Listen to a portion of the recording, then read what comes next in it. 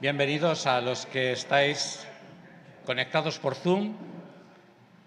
Así que, bueno, esperemos que estéis más fresquitos que nosotros. Tenemos el aire acondicionado, pero estamos con abanicos, porque hace mucho calor. Bueno, es lo que toca ahora, ya llegar al frío, ¿no? Muy bien. Pues sed de nuevo bienvenidos a este tiempo de comunión espiritual, juntos como Iglesia del Señor y también con el Señor mismo.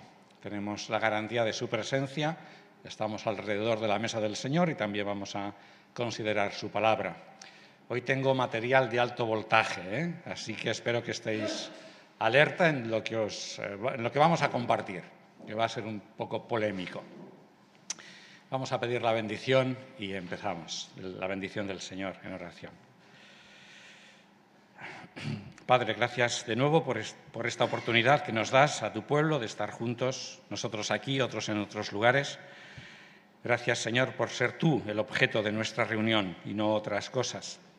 Gracias por ser un Dios real, un Dios que te has revelado en la creación, en tu palabra, a través de Jesús, como nuestro Creador y sobre todo nuestro Salvador, Señor.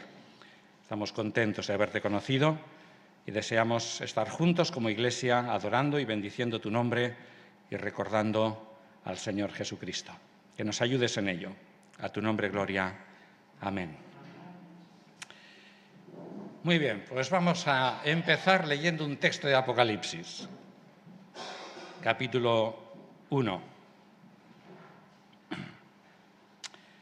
Apocalipsis, capítulo 1. Ya sabéis el contexto, ¿no? Sobre todo del capítulo 1, esta revelación especial que el apóstol Juan, sobre el año 90 más o menos, esa revelación especial que recibió del Señor Jesucristo. Ya estaba glorificado el Señor, estaba en el cielo, ¿vale? Y le da esta revelación, y ya sabéis que en el capítulo 1 se le aparece de una forma gloriosa, de tal manera que él acaba en el suelo, ¿no? Abrumado por la gloria del Señor.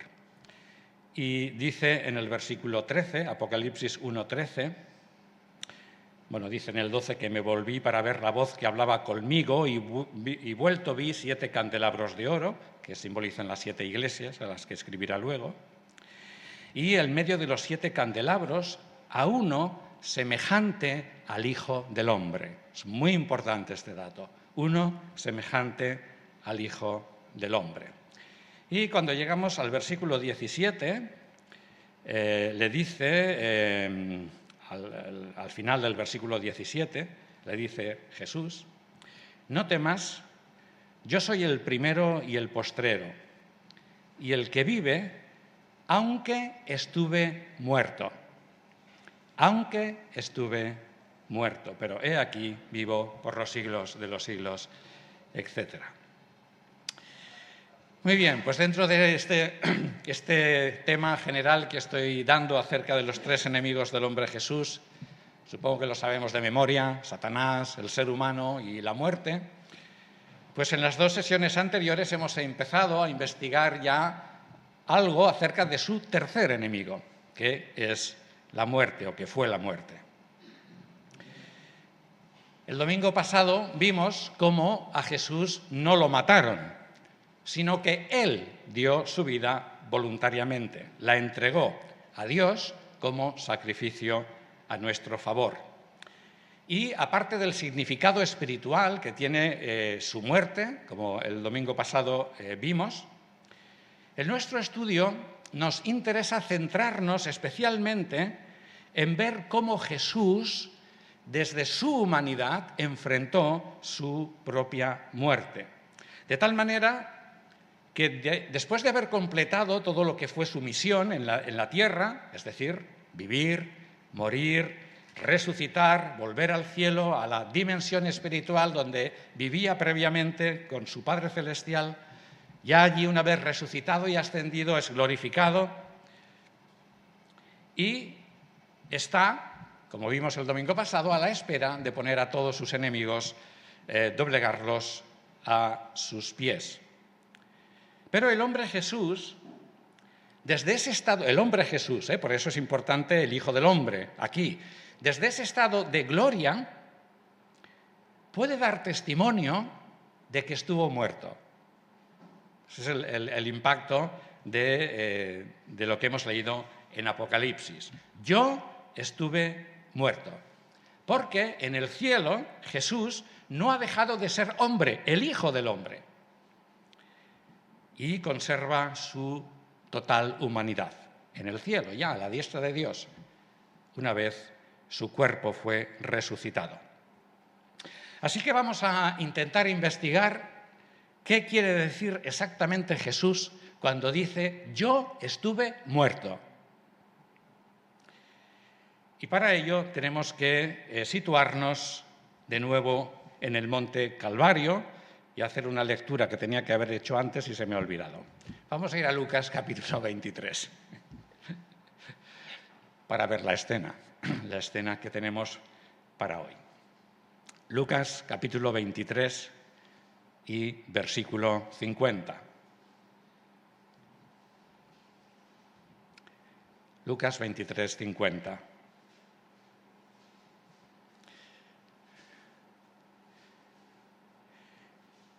Y he aquí un hombre llamado José, miembro del Sanedrín, varón bueno y justo. Este no había consentido a la decisión ni a la actuación de ellos, es decir, del Sanedrín.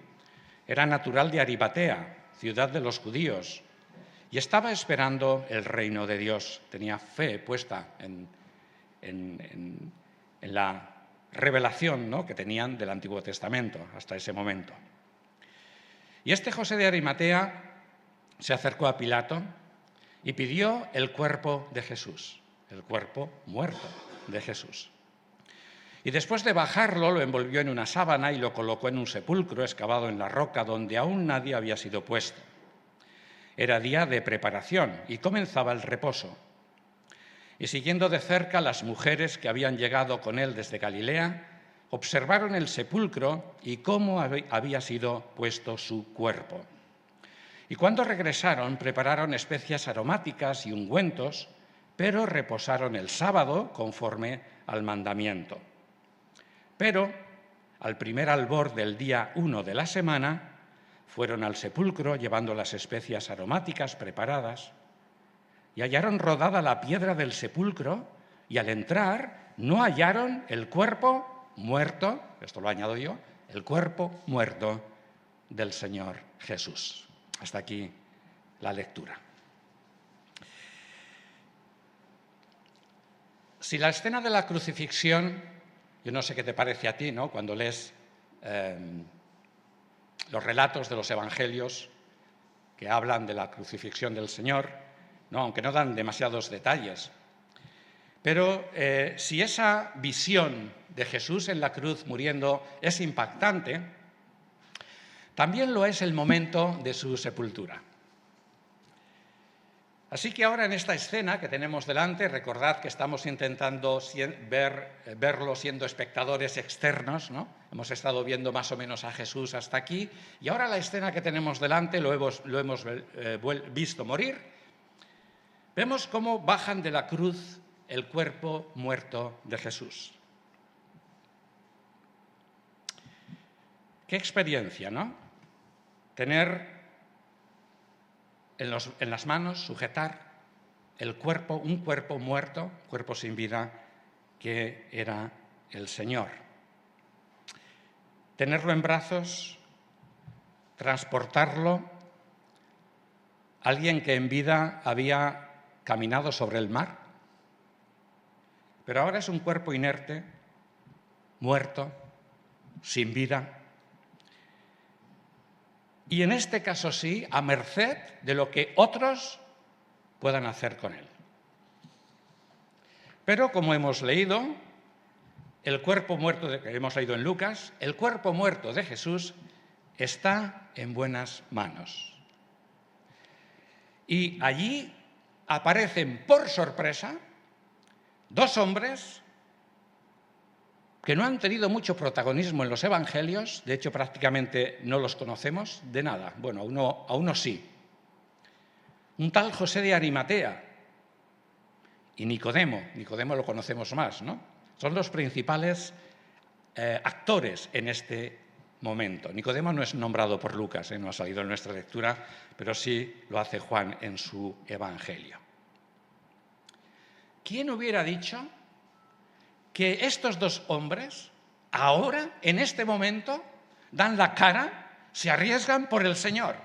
Aunque las circunstancias son las que son en estos momentos, muy duros para todos, no entienden nada, no saben nada, y allí tienen un cuerpo muerto, el cuerpo muerto del Señor Jesucristo.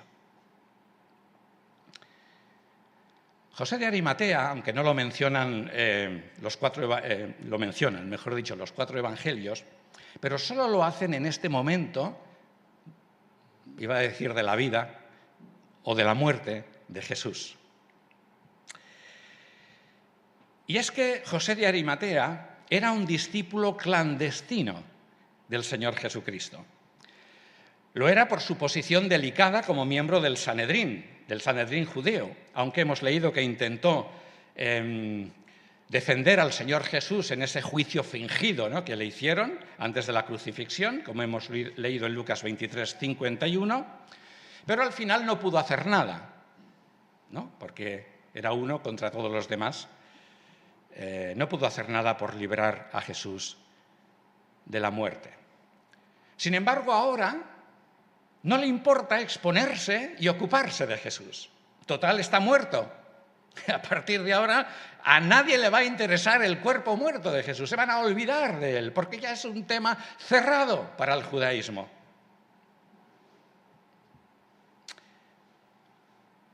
José de Arimatea. ¿Qué podemos decir de Nicodemo?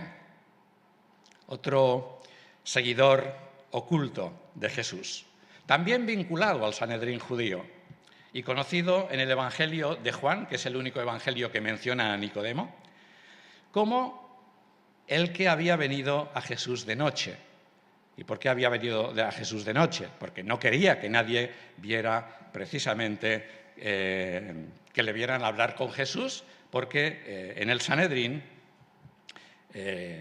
le odiaban a muerte al Señor, ¿no? Ya estaban, incluso ya habían decidido matarlo, ¿no? Así que fíjate, contra todo pronóstico y por sorpresa, aquí están juntos estos dos discípulos clandestinos de Jesús que por fin se exponen. No sé si entre ellos habría algún tipo de relación, si se conocían en este sentido, ¿no?, o se encontraron allí, no lo sé. ¿Quién más hay allí? No se menciona explícitamente, pero parece que también está el apóstol Juan. Sabemos que Juan vio morir al Señor Jesucristo. Por lo tanto, si seguía allí, en el momento en el que llegan estos dos discípulos, sería el único representante de los 12 apóstoles, ¿verdad? ¿Dónde está el valiente Pedro, que iba a dar su vida por el Señor? ¿Dónde está? No ha venido ni se le espera, como se dice ahora, ¿no? Pero Juan sí que está allí. Las que sí están presentes, y Lucas lo remarca 3 veces, son un buen número de discípulas de Jesús, que estas sí que daban la cara, mujeres valientes. ¡Ole las mujeres valientes! Algunas de ellas se las identifica incluso por nombre, como por ejemplo María Magdalena, también otra María mencionada por Marcos como la madre de Jacobo el menor y de José. También hay una tal Salomé y otras mujeres anónimas, pero que también están allí presentes, como hemos leído en el versículo 55. Todas estas y todos estos entendemos que de una manera u otra vieron seguro y a lo mejor ayudaron en el proceso que Lucas describe escuetamente en el versículo 53. Bajar el cuerpo muerto de la cruz del Señor, envolverlo en una sábana, ponte en la escena, ¿vale?, y colocarlo en un sepulcro excavado en la roca, propiedad de José de Arimatea, aunque no se había puesto todavía ningún cadáver allí. Todo esto se hizo un tanto rápido, porque se iniciaba el sábado, donde las autoridades judías establecían que no se podía realizar ningún tipo de trabajo. Esto lo veremos con más calma el domingo que viene. Así que no sabemos si les dio tiempo a lavar el cuerpo muerto de Jesús con agua. Pero Juan nos da algunos detalles más que no aparecen en Lucas y que nos dice que envolvieron el cuerpo de Jesús en lienzos. Quizá esta sábana que compró José de Arimatea la tuvieron que rasgar para envolver el cuerpo muerto del Señor. Y Juan nos dice que Nicodemo había llevado especias aromáticas para preparar el cuerpo antes de la sepultura, según era costumbre, dice Juan, sepultar entre los judíos. Pero, como hemos leído en Lucas 23, 54, el cuerpo muerto de Jesús fue introducido en el sepulcro el viernes por la tarde, casi al límite del comienzo del sábado judío, que duraba todo un día. Es decir, que el día de reposo, el sábado judío, se contaba desde la puesta del sol del viernes hasta la puesta del sol del sábado. Por lo que, la madrugada del domingo, el primer día de la semana, muy temprano, las mujeres fueron al sepulcro para acabar lo que no pudieron hacer el viernes, como hemos leído en los 3 primeros versículos del capítulo 24, y que se encontraron el sepulcro abierto y allí no había cuerpo. Obviamente, después ocurrieron más cosas, ¿no? Pero vamos a centrarnos en estos detalles para intentar contestar 2 preguntas. Y aquí viene lo interesante, vamos a dejarlo así. Primera pregunta. ¿Qué pasó con Jesús mientras estuvo muerto? Segunda pregunta. ¿Cuánto tiempo estuvo muerto Jesús? ¿En qué momento exacto se produjo la resurrección del cuerpo muerto de Jesús? Sabemos, aunque no se nos detalla, ¿no? Que el momento exacto en que Jesús murió fue cuando Él entregó su espíritu al Padre. Pero bueno, vamos a dejarlo ahí.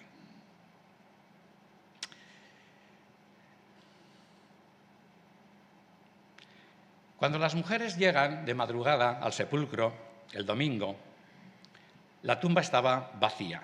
Hemos leído en el versículo 3 del capítulo 24, no hallaron el cuerpo del Señor Jesús porque ya había resucitado. Realmente estas 2 preguntas no tienen una fácil respuesta, pero algo podemos decir, algo interesante, por lo menos para mí lo es, se puede decir al respecto. Así que vamos ya a la primera pregunta que hemos planteado. ¿Qué pasó con Jesús mientras estuvo muerto? Existe un documento que data del 390 después de Cristo, que se llama el Credo de los Apóstoles o el Credo Apostólico, y que pretende resumir las creencias cristianas fundamentales que se tenían en aquel tiempo, ¿vale? Y este documento, después de decir que Jesucristo padeció bajo el poder de Poncio Pilato, fue crucificado, muerto y sepultado, dice este credo, descendió a los infiernos. Al tercer día resucitó de entre los muertos, subió a los cielos y está sentado a la derecha de Dios Padre Todopoderoso. Posteriormente, este credo fue reelaborado en respuesta a la herejía arriana, que entre otras cosas decía, por ejemplo, que Jesús fue un ser creado, ¿no? Como siguen manteniendo los testigos de Jehová, ¿no? Y la frase bajó a los infiernos fue quitada y se añadieron otras en relación a la Trinidad, que es algo que también los arrianos cuestionaban, y sobre todo la existencia de Jesús, del Hijo de Dios, eternamente, ¿no? Muy bien, el credo de los apóstoles es uno de los dogmas teológicos del catolicismo romano. Pero, curiosamente, en el mundo evangélico se ha colado también una falsa teología proveniente de la católica, llamada el limbo, y que los evangélicos lo identificamos como el Hades, ¿no?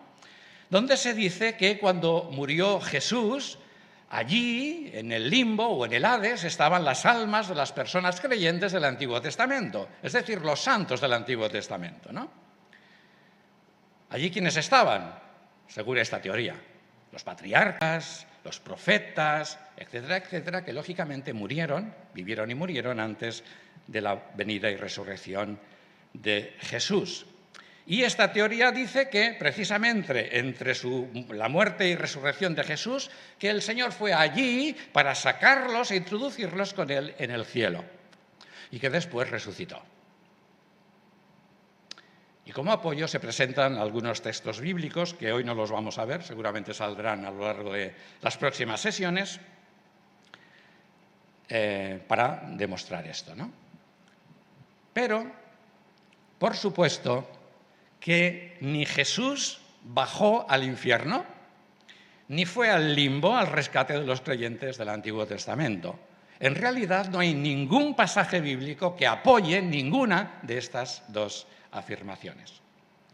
Así que es importante, hermanos, saber qué pasó con el Señor Jesús entre su muerte y su resurrección, para no llegar a conclusiones erróneas.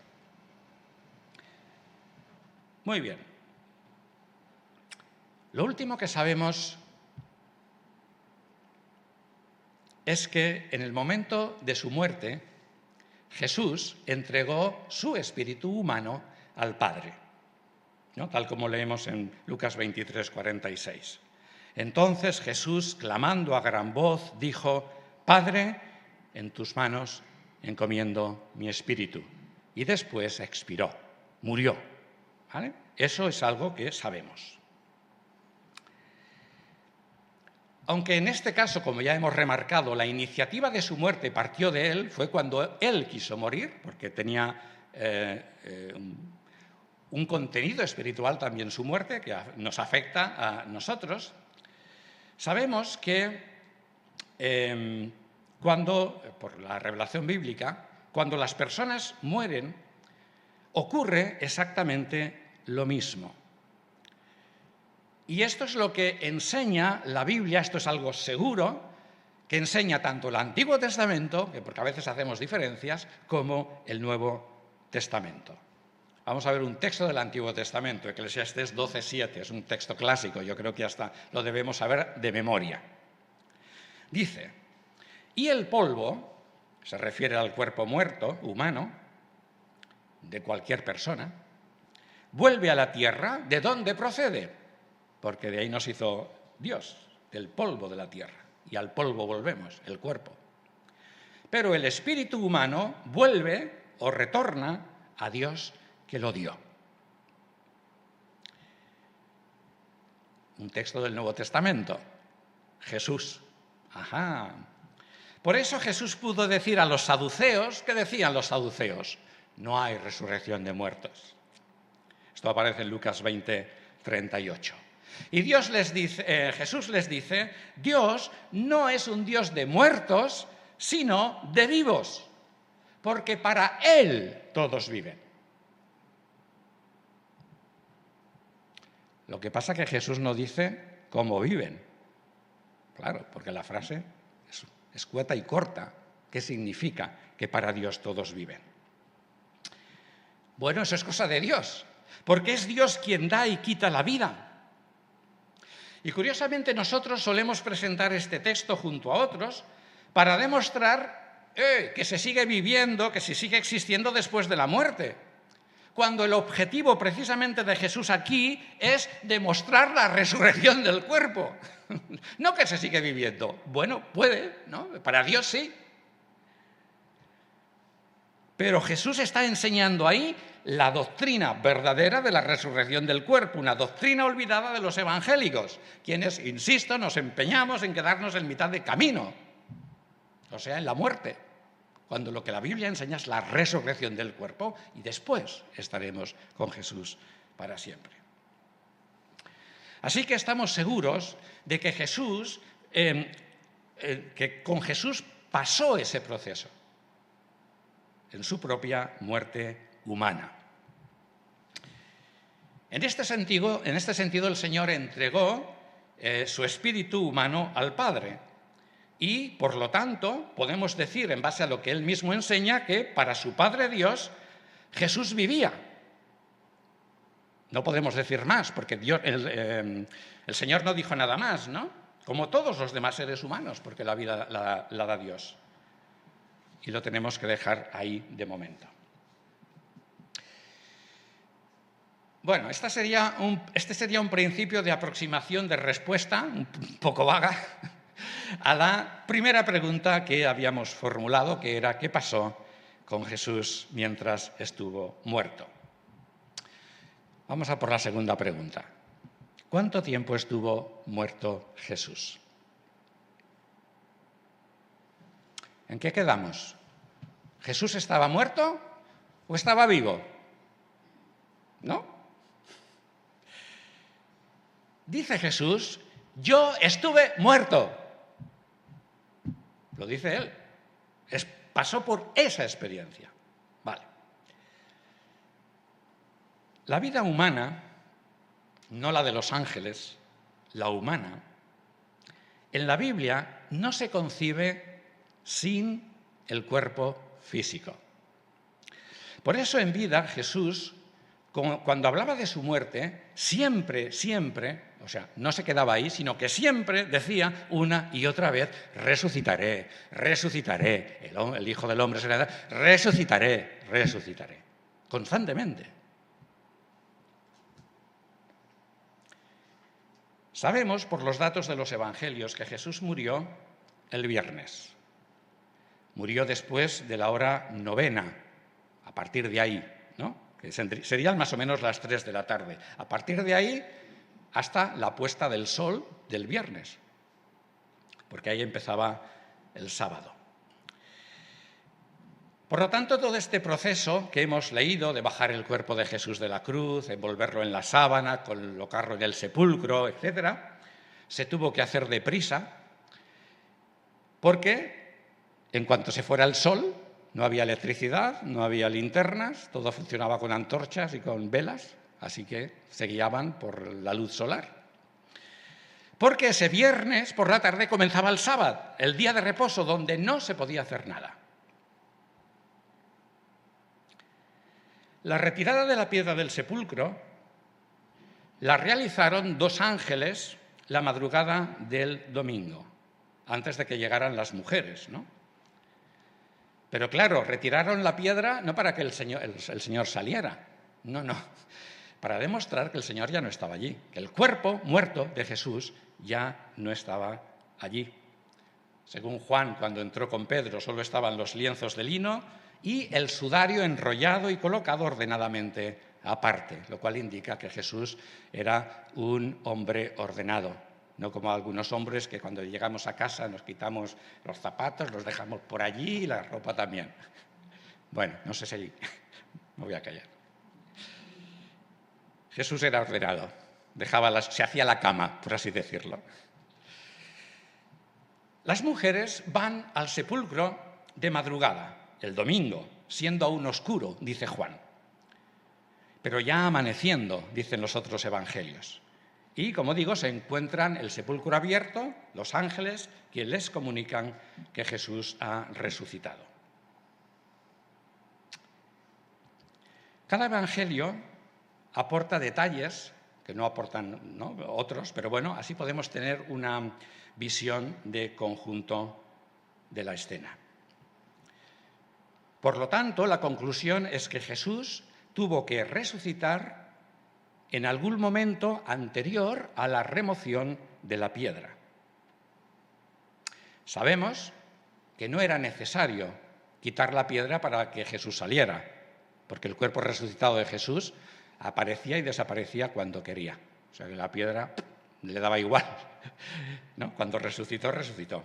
No, su cuerpo resucitado superaba las leyes físicas.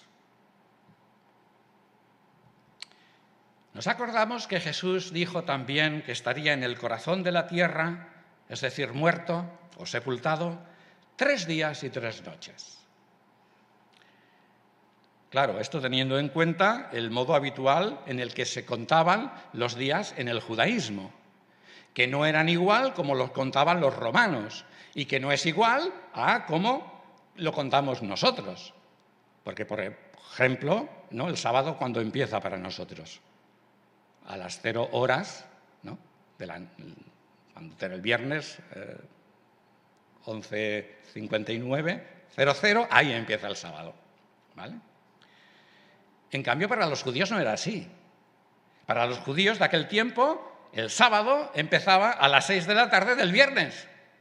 Por eso hay tanto lío con si habéis leído acerca de la polémica que hay con las fechas de la muerte y resurrección, hay contraste de pareceres, ¿no? Lo que es claro, y lo podemos decir, es que desde nuestro punto de vista Jesús no estuvo 72 horas sepultado. No puede ser, ¿vale? Por lo tanto, ¿cuánto tiempo estuvo Jesús muerto? Creo que la clave para contestar esta pregunta, no la vamos a ver hoy, lo veremos en la sesión siguiente, pero bueno, algo ya os puedo compartir también para que vosotros vayáis pensando, y para que después me compartáis vuestras opiniones al respecto, ¿no? La clave para contestar esta pregunta nos la da el propio Evangelio de Lucas. Lucas dice en el versículo 54 que era día de preparación porque empezaba el día de reposo, es decir, el sábado. Pero no olvidéis que estamos en el viernes todavía, desde nuestro punto de vista. Esto significaba, por ejemplo, para las amas de casa, preparar la comida del sábado, la tenían que comprar y preparar y cocinar el viernes, antes de la puesta del sol, para el sábado. El viernes había que hacer todas las compras necesarias, por eso José de Arimatea compró la sábana, porque el sábado estaba todo cerrado. Y el viernes tocaba preparar todos los elementos necesarios para celebrar el día de reposo, el sábado, porque se hacían unos rituales con comidas, con reuniones familiares. No es que el sábado no se hacía nada, era un día de celebración, era un día de fiesta. Y había que hacer determinadas comidas rituales en familia para recordar eventos de la historia de Israel. Ahora diremos alguno. Pero Lucas aporta una palabra clave que no aparece en los demás evangelios. Y estas cosas siempre son interesantes, ¿no?, porque de alguna manera es un pup, pup, pup, una señal que nos indica que tenemos que ir por ahí. Aparecen de otras maneras, pero no de forma tan contundente como Lucas. Fíjate, final del versículo 56. Pero reposaron el sábado conforme al mandamiento. Esta es la palabra clave. Conforme al mandamiento. Y, como siempre, nos hemos de preguntar, ¿qué mandamiento? La doctrina de las autoridades judías sobre el sábado, que la sabía, y bueno, ya a ver si la sesión que viene hablamos un poquito. O el mandamiento de Dios sobre el día de reposo. El mandamiento de Dios que existía del día de reposo tenía 2 objetivos. El primero era recordar el descanso que Dios hizo después de la creación del universo, del mundo, ¿no? ¿Sí? ¿Lo recordáis? ¿Que descansó Dios el 7º día? ¿Sí? Bien. Segundo objetivo, para guardar el sábado. Era un pacto entre Dios e Israel, para recordar la salida de Egipto y que Dios los eligió a ellos como su pueblo, como el pueblo de su especial tesoro. Y Dios hizo en el Sinaí un pacto con el pueblo de Israel de que tenían que recordar esto a través del sábado. Y a lo mejor estás pensando, bueno, ¿y qué tiene que ver esto con la muerte y resurrección de Jesús? ¿Qué tiene que ver esto? ¿No? Pues como se me ha ido el tiempo, tendrás que esperar al domingo que viene. Pero mientras tanto te invito a que pienses y reflexiones, a ver qué conclusión sacas tú. Y el domingo que viene la aportamos juntos. ¿De acuerdo? Vamos a celebrar nuestra comida de celebración del pacto que el Señor Jesús ha hecho con nosotros, su pueblo, la Iglesia, a través de su sangre.